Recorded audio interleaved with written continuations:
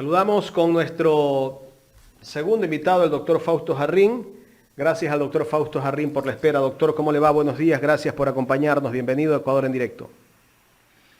Hola Jaime, buenos días. Un gusto estar siempre con Ecuador en Directo.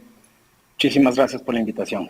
Gracias a usted, doctor. Doctor, me gustaría tocar este tema de la fiscal después de... Esto es tendencia en las redes sociales. Lo que justamente ayer en horas de la tarde se hablaba de una posible sanción a la fiscal general del Estado, pero bueno, la fiscal salió a amenazar a los del Consejo de la Judicatura, les dijo que cuidado con atreverse, casi en pocas palabras no dijo eso, ¿no? Yo estoy cambiando un poco los términos, pero cuidado porque va a actuar de manera contundente. Eso demuestra que la fiscal tiene el respaldo tal vez de el poder político y también de la fuerza pública. Gracias, Jaime. Primero quisiera aprovechar el espacio para aplaudir la lucha que ha llevado a cabo Priscila Schettini con apoyo del colectivo Acción Jurídica Popular, sobre todo de la doctora Angélica Porras, que es una profesional a la que yo respeto mucho y que se han enfrentado al poder, ¿no? Un poco lo mismo que creo que en algún momento hice yo durante todos los procesos judiciales y la persecución que se instauró en contra de mis compañeros. Quiero felicitar y también solidarizarme con ellas y con todo el colectivo porque ha sido víctima de vejámenes y de mentiras de esa prensa, de esa canalla mediática que viene ya 6 años aupando todos los atropellos al Estado de Derecho y a la democracia que han sido posibles de aupar. Desde el retiro de funciones de Jorge Glass, el viraje completo de Lenín Moreno, el 7 veces sí, la destrucción de la institucionalidad de Trujillo y todo lo que ha venido pasando después es producto de eso que ellos defendieron tanto y cuyos actores principales siguen por ahí, algunos actuando tras las sombras y otros actuando de forma deliberadamente expuestos, como es el caso de la fiscal, quizá por intenciones hasta políticas, quizá por sueños o por cantos de sirena que le dijeron que podía llegar a ocupar las más altas magistraturas del Estado por la vía de hacerse conocer como una persecutora de sus rivales, ¿no? Yo a veces ya ni siquiera termino de entender qué es lo que este personaje busca, porque ataca a todo el mundo simplemente para buscar posicionar sus proyectos particulares, utilizando a la Fiscalía para sus proyectos particulares, y ayer quedó absolutamente claro esto, ¿no? Utilizar las redes sociales de la institución para amenazar, porque eso es lo que se hizo, al Consejo de la Judicatura. Esto es, creo yo, de lo más deleznable que hemos visto en cuanto a lo administrativo, porque por supuesto, en cuanto a lo judicial, yo sí voy a seguir acordándome de la sentencia por influjo psíquico, yo sí voy a seguir acordándome de los allanamientos a la madrugada, voy a seguir acordándome de los $700,000, que no fueron $700,000, sino 700, voy a seguir acordándome de todas las barbaridades que ha hecho, y no solo de estas últimas, sino de todo lo que ha hecho desde que está en el cargo, quien ahora ostenta esa posición administrativa. Doctor Jarrín, buenos días, Carla Aro le saluda. Ha quedado claro que, bueno, asamblea no hay, por ese lado no se la puede destituir. También manifestó el Consejo de Participación Ciudadana y Control Social que efectivamente ellos no están en esa competencia. Este proceso o sigue, entonces, ¿en quién, en manos de quién estrictamente recae un proceso? ¿Sería netamente administrativo? Carla, buenos días. Mire, yo no he revisado todavía la resolución esta que iba a ser conocida por el Consejo ayer. No la he visto. Sin embargo, yo me pregunto, ¿el órgano administrativo de la función judicial puede revisar Administrativamente las actuaciones de los miembros de la Fiscalía sí puede. ¿Puede utilizarse este evento específico del plagio para revisar administrativamente lo que implica ser el fiscal general del Estado con una acusación tan grave? Personalmente creo que sí puede. Porque si no, yo también me pregunto, ¿es intocable la fiscal? Nadie puede revisar lo que hace, nadie puede revisar lo que dice. Yo me permito refrescarles la memoria con un asunto. Yo le recusé a la fiscal general del Estado en el caso Sobornos. Y los jueces no dieron paso a mi recusación. Y ella, en su defensa, cuando yo solicité la recusación, ella dijo que a ella no le podemos recusar.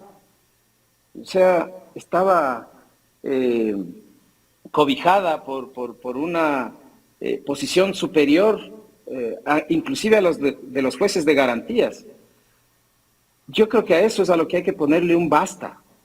Arrogarse funciones, dice la fiscal, cuando se refiere a la eventualidad de que el Consejo de la Judicatura revise un informe que propone una suspensión.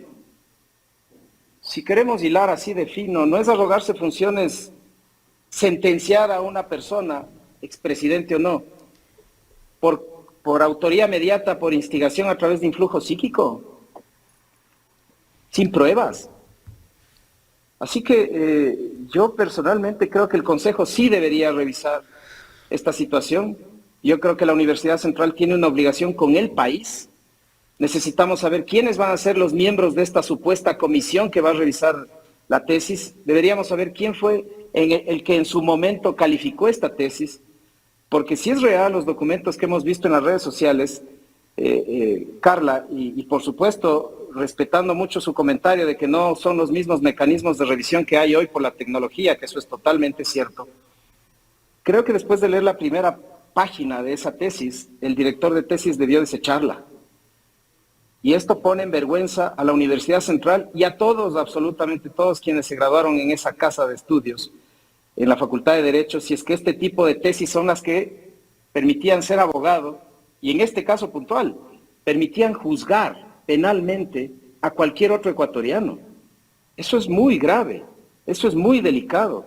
En otros países, inmediatamente esos personajes se ponen en manos de la opinión pública y abren las cartas de cualquier cosa que tengan que hacer, y muchos terminan renunciando. Acá no, acá quienes denuncian, acá quienes hacen eco, acá quienes opinamos, entramos a ser parte de quienes se arriesgan a una investigación previa, a un acto urgente, a un allanamiento o a cualquier otra cosa, que es lo que hemos vivido en este país los últimos 6 años. Así que el tema es extremadamente grave. Yo voy a suscribir el análisis que hizo la doctora Porras, porque creo que en ese camino es que van las cosas. Probablemente el plagio como tal podría estar prescrito, pero eso no implica que pueda seguir siendo fiscal general del Estado alguien que, por prescrito que esté el delito, haya plagiado su tesis de grado. Es extremadamente grave esto. Y viene, doctor, el sentir de justamente las personas que comparten su criterio, ¿no? ¿Cómo alguien me pudo juzgar, cómo alguien pudo actuar cuando plagió su tesis? O sea, cuando no cumplió con todos los requisitos, porque tiene un derecho adquirido, pasó primero, segundo, tercero, cuarto, quinto año, pero llegó al final y no cumplió justamente esa parte final que la llevaba hacia su título, ¿no? Entonces, ahí va a quedar un sentir también de todos quienes se han visto afectados con el actuar de la fiscal Diana Salazar. Y lo digo en términos generales, más allá de que algunos lamentablemente ya les ha tocado hasta pagar su pena. Es que justamente a eso voy. Es decir, todos pensábamos que el título de la señora fiscal era legítimo, y más allá de que la hemos combatido en sus abusos, en sus violaciones a los derechos humanos, a las garantías del debido proceso, más allá de eso asumíamos que era abogada. Ahora tenemos inclusive que dudar de eso y habernos sometido a que por este personaje, que ahora dudamos inclusive de su idoneidad como profesional, bueno, yo en lo personal dudé siempre, tengamos que entender que hemos pasado 5 años como Jorge Glass, casi 6, 3 años y algo más como Pablo Romero, y así puedo seguir nombrando 2 años y más como Alexis Mera por un papel sin firma. Y entonces ahí decimos, claro, con razón, ¿Y quién le estaba preparando todo lo que fue haciendo, no? Si ni siquiera su tesis pudo hacer, entonces no hacía ella, le hacían. Y eso pone a temblar toda la estructura de la Fiscalía y de la función judicial en general, y por lo tanto ver que esto, el corolario de esto es amenazar al órgano que revisa la disciplina de los funcionarios, es ya terminar de echar por tierra todo lo que se pensaba que existía en el país de institucionalidad. No hay nada aquí, como dicen coloquialmente en la calle, vivimos sin Dios ni ley en el tema de la función judicial, y aquí cualquiera puede ser víctima mañana de cualquier vejamen, de cualquier abuso, de cualquier atropello, y no tienes a dónde regresar a ver. Peor si fuiste funcionario público de alto nivel, porque la fiscal no puede ser recusada, no puede ser evaluada, no se le puede revisar las cosas que ha hecho mal. Entonces, ¿qué clase de poder omnímodo es el que ella piensa que tiene y que le hemos permitido ostentar estos años, y que yo creo que ya es suficiente y hay que ponerle un pare y alguien tiene que revisar lo que ha hecho, no solo en lo administrativo, también en lo judicial? Bueno, vamos a estar muy atentos, doctor Jarrín, pero bueno, asamblea que ya no tenemos, asamblea que decidió disolver el presidente Guillermo Lasso como último recurso, porque así lo vemos todos. Básicamente no apegado a la ley, sino más bien por salvarse de esa destitución. En todo caso, desde su punto de vista, ¿cómo vemos el nuevo proceso de elección de asambleístas en estos momentos? Este es un proceso muy complejo, ¿no? Yo creo que al menos la Revolución Ciudadana ha tomado las decisiones correctas, dar prioridad a los 47 que ya se habían candidatizado y habían ganado sus curules y que fueron cesados producto de esta muerte cruzada. Que de paso quiero decir, lo que hace la Corte Constitucional respecto del decreto de muerte cruzada es un precedente nefasto para el país. La Corte Constitucional, que fue producto del Trujillato y que llegó después de 8 o 9 meses de vacancia constitucional, es que no hay que olvidarse lo que hemos vivido. Es una Corte espuria, y es una Corte afín a los intereses del bloque de poder actual. Mañana, todo presidente en juicio político, cuando vea que no tiene los votos, va a recurrir a la muerte cruzada, y esa no era la idea, no era la noción cuando se concibió esta figura que sirve para destrabar situaciones democráticas. Y cuando la Corte se niega siquiera a revisar, por último debían revisar y darle la razón, creo yo, pero inadmitir toda pregunta al respecto, da lugar a que mañana lo pueda hacer cualquiera. Entonces, esto da inicio a un proceso electoral, un proceso de ejercicio democrático directo, en el que sí, eso sí voy a reconocer, como ya lo han dicho otras figuras importantísimas de la política ecuatoriana, sobre todo el presidente Rafael Correa, es la salida democrática que todos necesitamos, porque no podemos estar un día más con un presidente al que no le importa el país. Sin embargo, es una elección a las carreras, es una elección a poco de la elección anterior. El CNE complica además las cosas manteniendo reglamentos absurdos que impiden la participación de la gente, sin manejar de la mejor manera el voto electrónico para los migrantes, mermando el derecho de los migrantes a votar en estas elecciones, disminuyendo su capacidad de incidencia en los resultados, sobre todo de ciertas dignidades como los asambleístas del exterior justamente, y además mezclando el proceso con la consulta por el tema del Yasuní. Creo que esto embarra poco a poco todo este proceso. Va a ser un proceso, creo yo, lleno de campaña sucia, con un bombardeo insoportable los días de campaña oficial, y en donde, claro, esto me queda claro a mí, hay una estructura organizada que busca perseguir a los candidatos de la Revolución Ciudadana sobre todo. Habría que ver quiénes nomás son miembros de esa estructura organizada. Empiezo por decir que el gobierno y la fiscalía lo son. Habría que tratar de investigar quiénes más están atrás de eso, pero estoy absolutamente seguro que mis compañeros van a tener que enfrentar una vez más al aparato del Estado, persiguiéndolos para evitar que suceda, creo yo, lo irremediable para bien del país. Y es que el próximo mandatario sea un miembro de la línea de aquel movimiento político que es el único que realmente tiene un proyecto, que es el único que realmente cambió este país y que creo yo que es el que tiene que retomar las sendas del Ecuador para volverle al rumbo en el que estábamos hace 6 años y podamos volver a soñar y podamos volver a tener esperanza. Doctor Fausto Jarrín, ¿usted va como candidato por la RC para la Asamblea? No, Jaime, no soy candidato. ¿No? No. ¿No le han propuesto?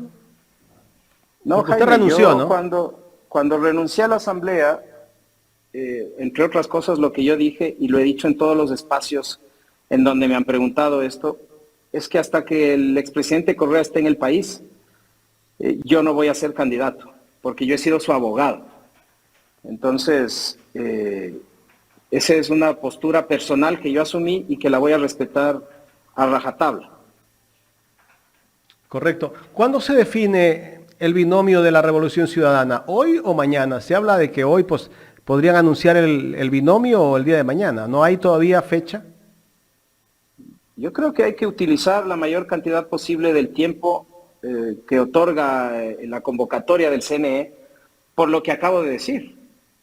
Los candidatos de la Revolución Ciudadana van a ser inmediatamente objeto de un bombardeo incesante de ataques, de mentiras, e inclusive pueden ser víctimas de persecución. Entonces yo creo que hay que evaluar con bisturí el mejor momento para hacerlo. Así que quienes lo están discutiendo, creo que lo están haciendo con absoluta responsabilidad y lo están haciendo con mucha inteligencia, porque una cosa es que los advenedizos empiecen a lanzarse desde hace 15 días y otra cosa es que la estructura, que probablemente sea la gran triunfadora de este proceso, se apresure. Así que, como lo he venido diciendo yo en redes sociales, aquí no se va a actuar bajo presión ni se va a actuar apresuradamente, aquí hay que actuar con mucha cabeza y creo que es lo que se está haciendo. Así que hay que ser pacientes y hay que esperar las noticias oficiales en los medios oficiales de la Revolución Ciudadana.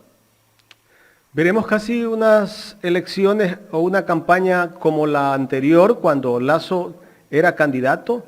En una primera vuelta, pues todos contra el candidato de la Revolución Ciudadana, ya en una segunda vuelta se unieron todos contra uno. Esta vez va a ser exactamente igual. En la primera vuelta todos contra la RC y en la segunda vuelta todos contra la RC. Eso es un hecho, ¿no? Yo guardo un poco de esperanza respecto de la posibilidad de que Leonidas Issa sea candidato. No sé si yo creo que no va a ser. Me parece que las exigencias completamente justas que le hizo la CONAIE a la presidencia, a la Secretaría General de Pachacutic, me refiero al señor Santi, son exigencias que deben cumplirse, porque si el candidato exige este tipo de circunstancias para poder avanzar, si no se cumple no va a ser candidato. Para mí está claro, creo que Issa es un hombre inteligente que estas cosas tiene claras, no se va a dejar utilizar por Santi, no se va a dejar utilizar por gente como Vanegas o como Sofía Sánchez o como la gente que estuvo al lado del presidente Lasso durante el juicio político y que dice representar a Pachacutic. Entonces, creo que él podría ser una candidatura muy decente. Sin embargo, yo creo que no va a ser candidato. Esta es una opinión personal. Y eso me deja a mí claro, ¿no? A quienes van a perseguir, contra quienes van a ir, es justamente contra los compañeros, mis compañeros de la Revolución Ciudadana, y a ellos es a quienes van a atacar. Y por eso hay que actuar con mucha cabeza. Va a ser una campaña peor que la anterior, porque es mucho más corta. Aquí todos van a tratar de hacerse conocer y van a tratar de incentivar ese anticorreísmo lleno de odio que ha destruido el país, y esa es la única que tienen para tratar de vencernos. Así que yo creo que la campaña va a estar tinturada de eso, mucha violencia política, mucha mentira, y también temo mucho que haya mucha persecución. Doctor, ¿qué se puede hacer en un año y medio de gobierno? Viendo el escenario que hay en el país en este instante, ¿qué se puede hacer? Tal vez la Revolución Ciudadana, por mucho que gane la Asamblea, ponga los asambleístas que de pronto sean el bloque más importante. Sí me está escuchando, doctor, ¿no? Sí, escucho. De pronto llega a ser el bloque más importante. Creo que ganando todo llegan a 60 asambleístas. Les va a faltar por lo menos 10 para tener una mayoría. Necesitan ir con un partido de pronto que forme una alianza con la RC para tener mayoría y para que no le bloqueen las leyes en caso de que ustedes lleguen a ser gobierno. Y en caso de que ese escenario no se presente, hay que ir tal vez por una asamblea constituyente.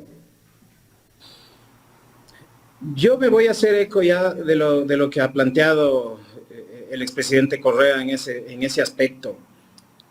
Más allá de si se tiene o no se tiene una mayoría en la asamblea, más allá de si se gana o no se gana la presidencia, Jaime y ciudadanía, yo pregunto, ¿la Corte Constitucional de Trujillo va a dejar gobernar a la Revolución Ciudadana? La fiscal, la Corte Nacional, la Contraloría y tantos otros espacios de institucionalidad que destruyó Trujillo con apoyo de Moreno y de Lazo, tienen que, digamos, renacer, tienen que reconstruirse. Más que reformar la Constitución, más que una nueva Constitución en sí, creo que hay cosas que hay que modificarle, pero sobre todo lo que tiene que haber es un cese generalizado de autoridades y tiene que establecerse un mecanismo para poder tener nuevas autoridades. Y sobre todo me refiero a la Corte Constitucional, que se beneficia de un supuesto candado que ellos mismos se pusieron para que nadie los toque, para que nadie los impugne, y se han transformado en un estamento que ha permitido cualquier cosa. No se olviden de la consulta popular que permitieron, preguntas absolutamente inconstitucionales, preguntas regresivas de derechos, una corte que supuestamente está plagada de catedráticos de nivel internacional, permitiendo que se pregunte sobre extradición, permitiendo que se pregunte realmente cosas deleznables, que se engañe a la ciudadanía para obligarles a votar, y no les resultó, menos mal, el pueblo ecuatoriano está cada día más maduro para votar. Pero yo creo que sobre todo eso, que solo se puede hacer con una constituyente, es absolutamente necesario. Si no, nadie va a poder gobernar este país. Los grupos de poder recurrirán a las cortes, recurrirán a estas acciones de medidas cautelares que han permitido y han facultado toneladas de absurdos jurídicos. Acuérdese lo que pasó durante el procesamiento político interno de la señora Yori, que ahora ha merecido el proceso penal contra las autoridades del Consejo de Judicatura. Es decir, hay cosas que hay que parar, hay cosas que hay que reestructurar y sobre todo hay que reconstruir el país. La Constitución actual, aprobada por la ciudadanía del Ecuador en el 2008, es una Constitución de avanzada, es una Constitución importantísima. Quizá hay pequeños temas que se le deben corregir, que se pueden hacer, pero ya digo, sobre todo la reconstrucción de la institucionalidad de la patria no se va a poder hacer sin una constituyente, y por eso yo estoy completamente de acuerdo en que la línea debe ir para allá, más allá de si se tiene o no se tiene mayoría en la asamblea, más allá de si se gana o no se gana las elecciones. Yo creo que ese es el camino, porque Ecuador debe empezar a reconstruirse, y querer reconstruirlo con la misma gente que lo ha destruido, creo que es ingenuo y creo que es inviable. Doctor, el tema es los tiempos, ¿no? Es año y medio, y convocar a una constituyente, estamos hablando de 6 meses. Y el presidente, si llegase a gobernar alguien de la Revolución Ciudadana, tiene que convocar al siguiente día o en el mismo día que se posesiona a una constituyente. Tal vez así podríamos acortar tiempos. Todo eso es revisable por la constituyente. Así que el asunto entraría en ese campo, y ahí prefiero yo no especular. Prefiero permitir y dejar que suceda lo que tenga que suceder, digo, para no generar análisis equivocados, prefiero no especular. Pero yo creo que es necesario, porque el país está destruido. Yo le vuelvo a decir, o sea, mañana una ley tributaria urgente va a la Corte y la Corte se la baja. Peor si no se tiene mayoría en la Asamblea. La Corte va a actuar en favor y en beneficio de los grupos de poder, y así no se va a poder gobernar un país destruido. El país está destruido, necesita terapia intensiva, y creo que esta es la única terapia intensiva que a este país lo va a poder sacar de donde está. Porque no hay segmento de la administración pública que no esté destruido. Basta ver la seguridad, basta ver la salud, basta ver la educación, el país está destruido. el nuevo presidente de la República o presidenta de la República va a recibir un país destruido. Y si no se actúa, aún con riesgos, pero si no se actúa de forma drástica, de forma decidida, al país no lo vamos a sacar de donde está, y creo que este país merece salir de donde está.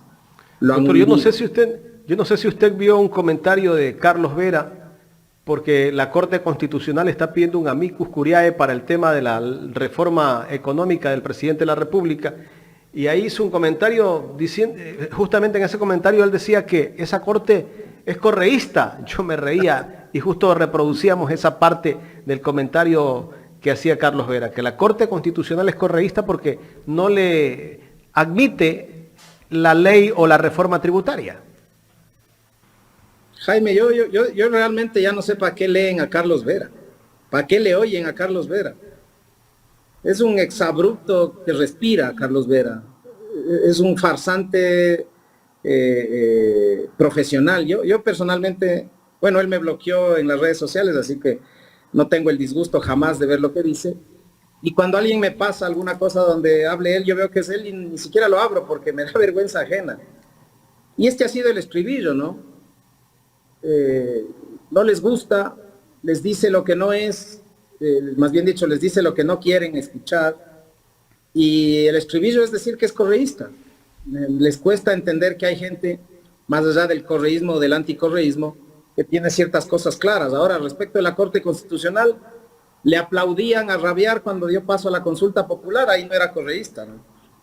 Le atacaron y le acusaron de correísta cuando dio paso al juicio político, más allá de que la Corte Constitucional mermó en un porcentaje gigantesco la capacidad fiscalizadora de la Asamblea. Eso no dicen, porque dejó subsumida la situación a un tema específico de peculado en Flopec, cuando la relación con las mafias y la relación con el crimen organizado era escandaloso en esa investigación León de Troya.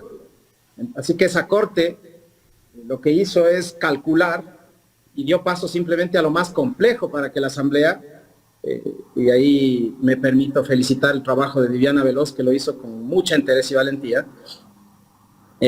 con unas capacidades mermadas por una Corte Constitucional espuria, igual logró poner contra la espada y la pared a un gobierno mediocre que después de no poder comprar suficientes conciencias recurre de forma inconstitucional al decreto de muerte cruzada y esta Corte no lo revisó. Entonces nuevamente era una Corte respetable la que dijo que no, que admitía todas las acciones de inconstitucionalidad contra el decreto, y ahora cuando va a revisar un decreto que de ley urgente no tiene nada, porque no tiene nada, lo que van es a darles espacios a sus amigos para que en estas supuestas zonas francas pongan sus empresas y dejen de pagar impuestos. Eso lo digo así porque creo que eso es lo que buscan. Entonces ahí otra vez es la Corte correísta. Este tema creo que ya deberían darse cuenta que no les funciona, ¿no? Porque el correísmo va a vencer en las elecciones, como ya venció en la consulta y como venció multitudinariamente en las elecciones seccionales de febrero. Basta ver quién asumió ayer la presidencia de Congope, a pesar de que a muchos les debe haber dado urticaria. Es Paola Pavón, una gran compañera que también fue víctima de la persecución y la cárcel. Así que ya no les funciona ese discurso, pero sin embargo no tienen otro, su mediocridad rebosa y tienen que recurrir a lo único que saben, que es eso. Doctor, usted que es parte de la Revolución Ciudadana, que comulga pues con esos ideales, ¿por qué cree que se ha demorado tanto, ha sido un poco hermético el tema de no dar a conocer ya los candidatos para estas nuevas elecciones? ¿Están realmente, usted cree, haciendo unas primarias internas? ¿Lo están analizando? Porque mucho se habla en redes, se promociona incluso desde el mismo partido, diferentes personas, a un sinnúmero de personajes, obviamente de buen nombre, que también pueden participar de. Pero ¿por qué cree usted que aún no se ha dado pues ya esa presentación oficial? Carla, como dije, la Revolución Ciudadana es la estructura política que va a vencer las elecciones, pero va a vencer las elecciones peleando contra un aparato estatal que reprime, que persigue y que ataca. Así que a mí me parece muy acertado que quienes están tomando estas decisiones tan delicadas mantengan la compartimentación o mantengan la expectativa hasta el momento que sea más oportuno, porque yo estoy seguro, vuelvo a decir lo que ya dije, que el momento en que el binomio sea oficial empezarán a ser víctimas de ataques, empezarán a ser víctimas de vejámenes, los medios de comunicación se enlistarán y se afilarán contra aquellos candidatos de la Revolución Ciudadana, y además las estructuras que ya se han preciado de perseguir al correísmo lo van a volver a hacer. Así que yo creo que se está cuidando a los candidatos, se está cuidando a los precandidatos, se está cuidando a los compañeros que van a enfrentar esta lid electoral, y creo que es lo correcto. Ha habido algunas denuncias por el tema de que el CNE no ha respetado la paridad, ¿no? Y por allá tenemos algunos grupos feministas que manifiestan pues que tenía que en este proceso, a pesar de ser atípico, ¿no? Tenía que darse la paridad de género en función de que se respete, ¿no?